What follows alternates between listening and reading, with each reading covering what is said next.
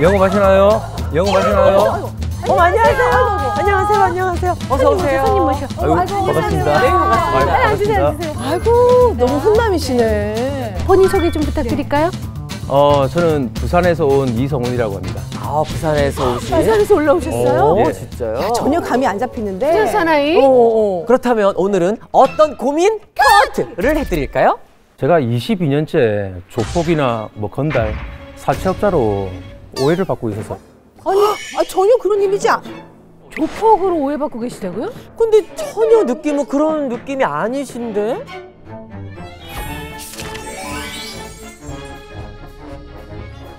그럼 이제 어떤 일을 하고 계신데요? 저는 22년째 그 신용정보회사에서 채권 추심 일을 하고 있습니다.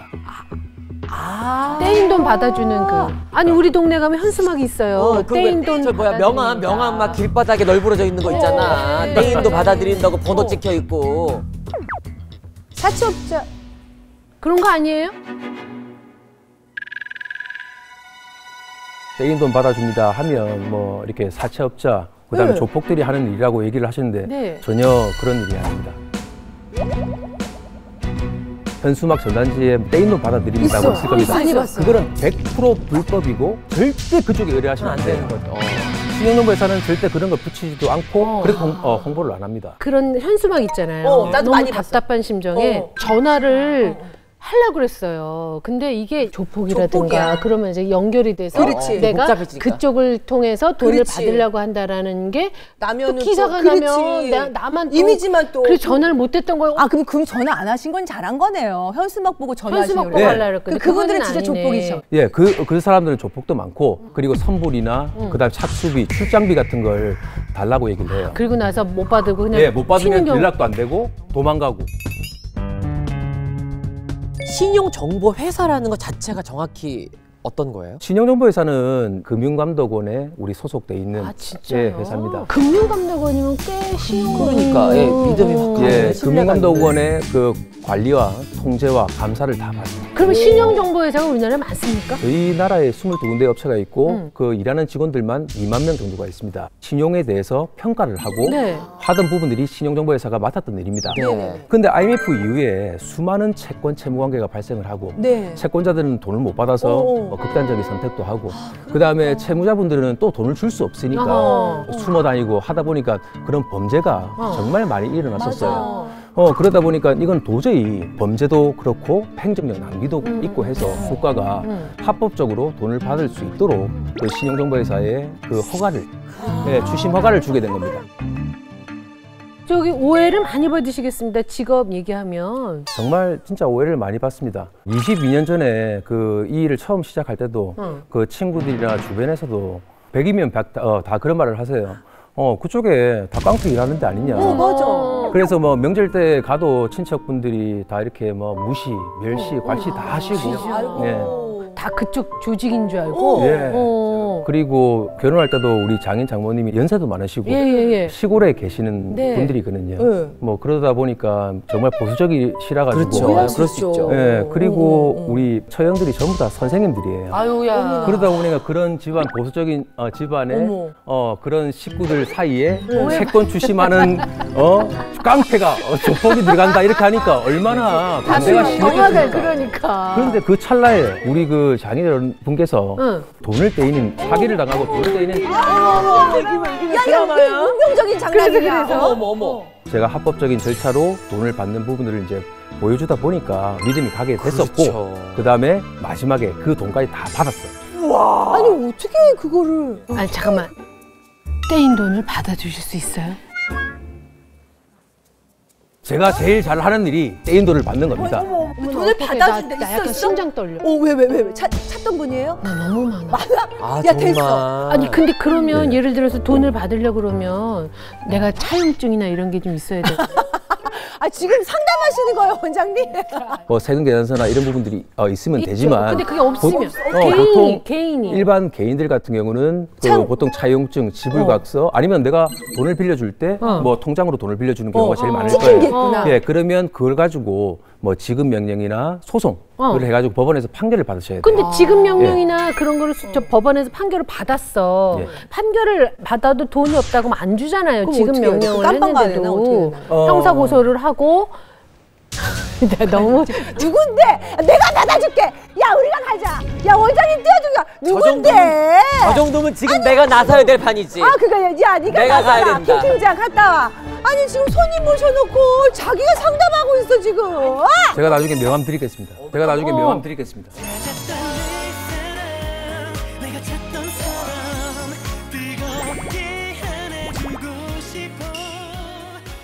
이제 돈을 받는 그 여러 가지 과정들은 계속 조회를 합니다. 통장은 뭘 쓰고 있는지, 어떤 소득 활동을 하고 있는지, 장사를 하나, 가족 관계는 어떤가. 대한민국에 땅 한 평이라도 있으면 우리가 다 잡아내거든요. 찾아내는 거야. 야 속이 후련하다. 속이 후련하다. 분명히 있을 거야. 일부러 남을 피해주기 위해서 했던 사기꾼이나 돈을 빼먹는 사람들, 저는 충분히 받을 수 있습니다. 아니 그러니까 만약에 땅이 그런 것도 아무것도 없어. 땅도 없어. 그럼 못 받는다는 얘기예요? 저희한테 들어오는 채권들 중에 거의 80% 이상은 채무자가 재산도 없고 직업도 없고 진짜로? 예, 그리고 아무런 통장 하나 자기 명의로 사용도 못하고 아무것도 어떡해? 없는 사람들이 막막하다. 80%입니다. 네. 그런 사람들 같은 경우는 어떻게 막막해. 없는데 어떻게 우리가 막막해. 하겠습니까? 그럴 때는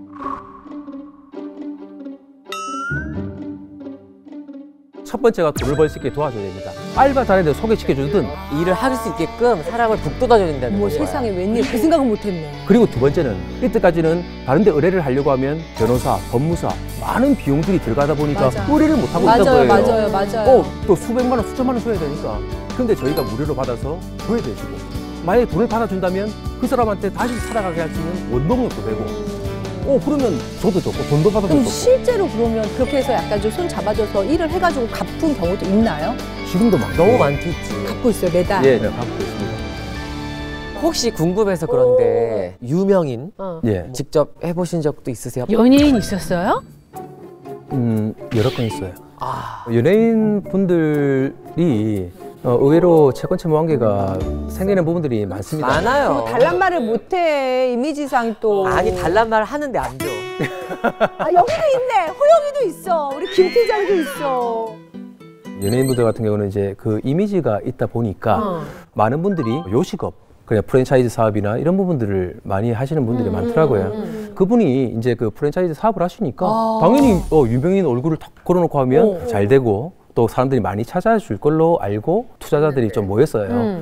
그래서 저한테 의뢰하신 분도 똑같았죠. 처음에는 일단 한 5억 정도 이제 투자를 했었고 또 한 2억 정도는 또 서로 간에 친분이 생기니까 또 돈을 또 빌려주시고 그렇게 해가지고 그 연예인한테. 예, 그 연예인분한테 빌려주시고 했는데 생각보다 잘 안 됐었나 봐요. 그래가지고 일단 채권 채무 관계 발생해서 이제 소송을 해서 판결 받아서 저희한테 접수가 됐어요. 제가 이제 그 채권자분한테 전화를 해봤죠. 채무 관계를 좀 정리를 좀 해주시죠. 이렇게 하니까 나는 돈 없고 내 명의로 돼 있는 것도 없고 뭐 지금 통장 하나 쓸 수도 없는 그런 사정이니까 그럼 그때 알아서 해요. 이렇게 하시는 거예요. 그래서? 그래가지고 집에 살림살이 딱지를 붙이러 갔죠. 입구부터 들어가니까 전부 신발부터 해가지고 명품인 거예요. 어머나. 명품 가방하고 신발하고. 그래. 그래가지고 이제 그 딱지를 붙이고 온 날 저녁에 저한테 연락을 하셨더라고요. 그 연예인분이. 대뜸 저한테 죽을래? 야, 죽을래? 그리고 나 누구 아는데 너 그거 아냐고. 그 가만 안 두겠다는 얘기잖아. 예, 조금 얘기도 하시고 하시더라고요. 예, 그래서 그때 뭐 좀 이렇게 제가 좀 그런 부분들이 약간 있었습니다. 좀 여러 가지 힘든. 우리 다행이야. 왜? 돈을 못 받는 입장이야. 그러니까 우리는 약간 채무자. 돈을 갚아야 되는 입장이면 근데 사람이 참 이상하게 되나 봐. 그러니까 충격적이었던 일은 뭐 혹시 요즘에 폰지 사기라고 해가지고 폰지가 뭐죠?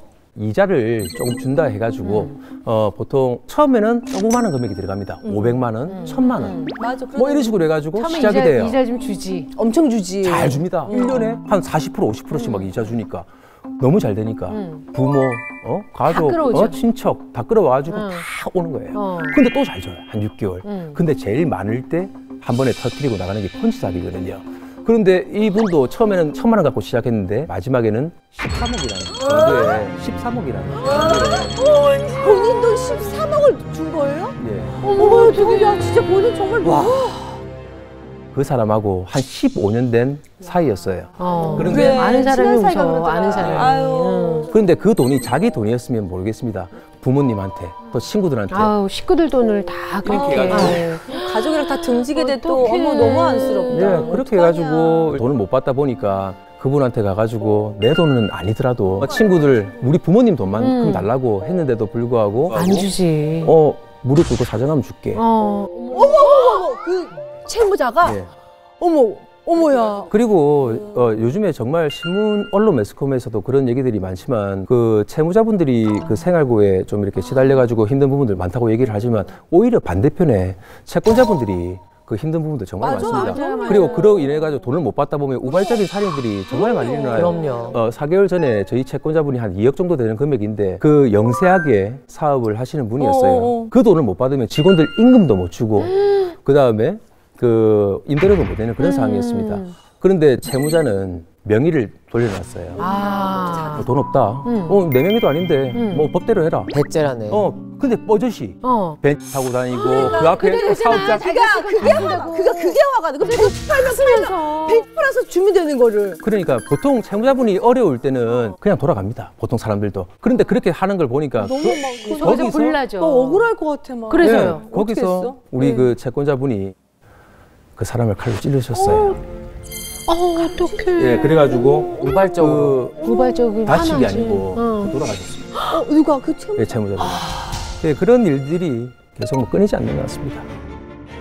돈 관계에서 피해를 받으면 뭐 돈에 대한 피해도 피해지만 정말 사람에 대한 신뢰를 그렇죠. 잃어버리는 게 정신적인 저도 그게 싫을 것 같아요. 이게 막 사람에 되게 대한 사람이 원장님 어땠어? 정신적으로 피폐해진다. 사람을 못 믿겠지 또. 아니 그건 둘째치고 진짜 이게 밤에 잠이 안 와. 그러니까 뭐 사람을 못 믿진 않는 건 아니에요. 아니야. 그것도 그게 다른 아니라 문제야. 그냥 문제야. 내가 왜 도대체 왜 내 돈을 가져가서 왜 안 갖고 올까라는 생각 때문에 잠이 안 와.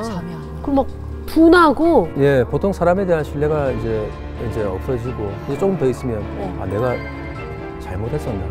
내가 잘못 살아왔나? 내가 저 사람한테 무슨 그러니까 빌려줬는데 그냥 자기를 자책하게 되는 거야. 내가 사회생활 잘못하고 있나? 그래서 정신 건강을 위해서 그냥 아예 포기하자 이렇게 된다니까요. 네. 나중에는 그렇게 돼. 너무 힘드니까. 근데 그런 일을 대신 해주는 일을 하신다고 하니까 오늘 완전히 선입견이 완전 죄가 사라졌고. 일을 하시면서 약간 생명의 위협을 느낀 적도 있으실 것 같아요. 왜냐면 워낙 많은 다양한 사람들을 만나게 되니까. 생명의 위협을 느끼는 건 진짜 정말 많거든요. 아 그런 것 같아요. 혹시 네. 기억에 나는 사건은 있나요? 우리가 보통 채권 채무하게도 그렇지만 명도, 뭐 인도, 집행 뭐 이런 거 많이 보셨어요. 철거도 하고 막 그런 거 있다 아닙니까? 막 물건도 끌어내고 그런 현장도 많이 가게 되는데 그런 현장에 가면 채무자분들이 뭐 도끼, 칼, 그다음에 그걸 들고 뭐 와요? 쇠사슬 이런 거 뭐 회사를 들고 그걸 이렇게 한다고요? 이거 안 된다. 이거 못 가져간다.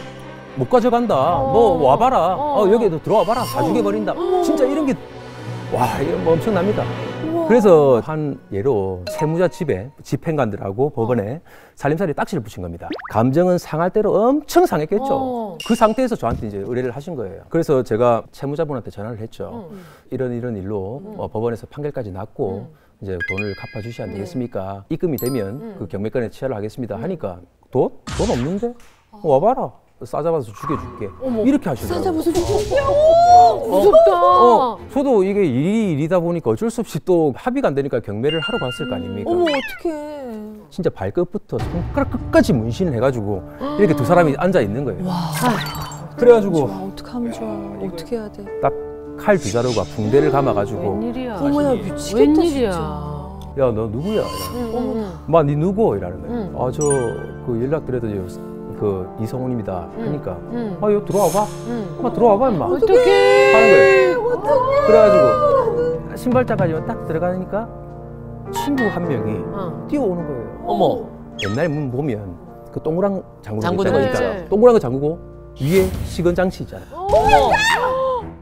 그 시건 장치를 잠그는 거예요. 시건 장치를. 공포영화 나오는 그런 거. 어머 어떡해. 마침 그 찰나 또 채무자가 일어나네요. 어떡해. 어머머머. 그리고 칼을 들고 칼을 들어. 예, 말도 안 되고 칼을 들어. 칼 들고 이렇게 찍는 거예요. 근데 이렇게 해가지고 이렇게 손을 이렇게 됐어요. 이렇게. 막았어 그럼? 예, 칼을 잡았어요? 이 손을 잡았어요. 손을. 그러다 보니까 힘이 세니까. 그렇지. 저보다 힘이 세니까 어떡해. 넘어간 거예요. 어머 어떡해. 그래가지고 한 5분 동안 엎치락뒤치락 했습니다. 결국은 그렇게 신랑이 하다가 그날 뭐 한 100만 원 정도 받았습니다. 한 100만 원 정도 받았습니다. 야 100만 원 줬어? 그분이 그 문신한 분이 줬어? 예. 세상에. 웬일이야. 제가 이제 돌아오는 길에 정말 좀 눈물이 나더라고요. 눈물 나지. 예. 손에는 붕대를 감고 있었고 야. 등에는 다 째져가지고 이렇게 하니까 계속 눈물 나가지고 이렇게 하고 있었는데 아기가 그때 돌을 좀 지났거든요. 오, 웬일이야. 그런 일을 당하고 하니까 와 내가 앞으로 이 일을 계속할 수 있을까? 당연하지. 내 가족을 지킬 수 있을까?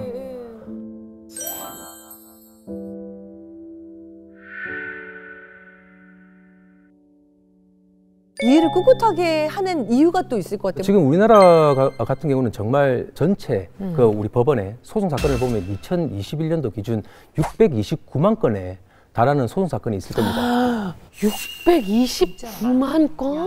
그리고 사기 피해는 우리가 OECD 37개 국가 중에 우리나라가 단연코 1등이고 진짜 우리 단연코예요. 사기 왕국이네. 지금 그런 상태인데도 불구하고 우리 애들이 학교 학창시절 때 영어 수학을 많이 공부를 하고 하잖아요. 그렇죠, 학교 영어 수학 공부에만. 그거. 근데 부동산 매매 계약서 한 장 잘 볼지도 모르고 그 안에 조항이나 내용도 해석할지도 모르는 게 우리 일반적인 겁니다. 학창시절에 그 공부만 하고 나와서 몰라. 부동산을 사도 투자를 맞아요. 해도 맞아요. 일을 해도 맞아요. 전부 사기꾼들이 득실득실한 데서 맞아요. 아무것도 모르는 애들이 나와가지고 뭘 하겠습니까? 제가 이때까지 22년 동안 쌓았던 노하우를 많이 교육해주고 싶고 자기가 조금만 알면 정말 이렇게 피해를 안 당할 수가 있거든요. 특히 우리나라는 더 그렇게 해야 될 거 아닙니까? 지금 제가 되게 혼나는 기분이에요. 저한테 하신 얘기 같아서. 저는 그냥 막무가내로 사인하고 막 믿고 막 돈 보내고 막 그랬어요. 그래요. 그러니까 이제부터는 그래요. 배워야 돼. 근데 그럴 수 있어요. 그래 그래서 머리만 진짜- 이렇게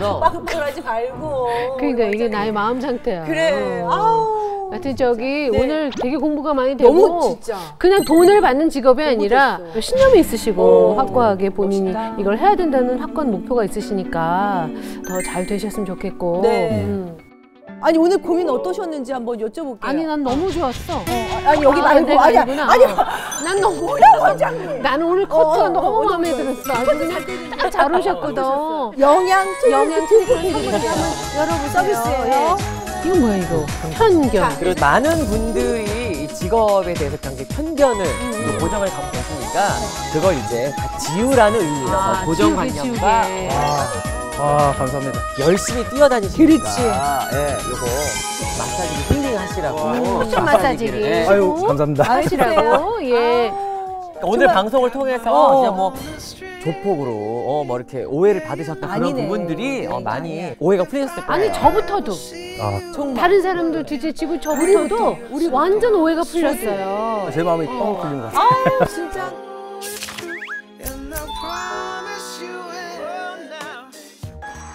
즐거운 상상 채널 S.